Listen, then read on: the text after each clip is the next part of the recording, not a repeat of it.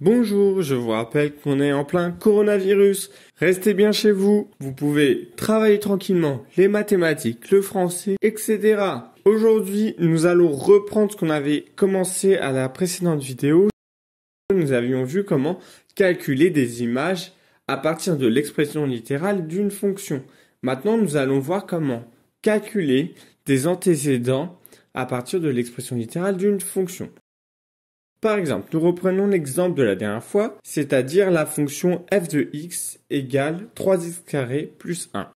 Par exemple, si nous voulons à l'aide de cette fonction f trouver le ou les antécédents de 28, nous cherchons donc les antécédents, 28 étant l'image.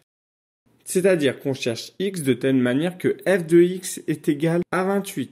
Nous pouvons remplacer f de x par son expression littérale, c'est-à-dire 3x carré plus 1. Et nous allons résoudre l'équation 3x carré plus 1 égale à 28. Pour résoudre cette équation, il va falloir garder notre paquet de x carré dans le membre de gauche et avoir que des paquets d'unités dans le membre de droite.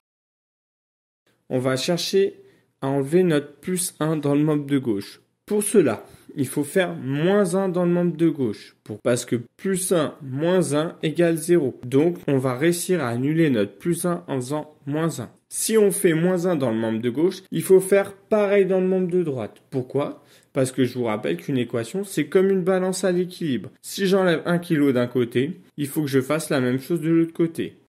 Ce qui va nous donner 3x carré égale 27. Et ensuite, on va diviser 3 de chaque côté de l'égalité. Cela va nous donner x carré égale 9. Notre équation est donc de la forme x carré égale a. Les solutions de l'équation sont donc racine carrée de 9 et moins racine carrée de 9. Ce qui va nous donner comme solution 3 et moins 3. Pour déterminer des antécédents, il suffit alors de résoudre une équation.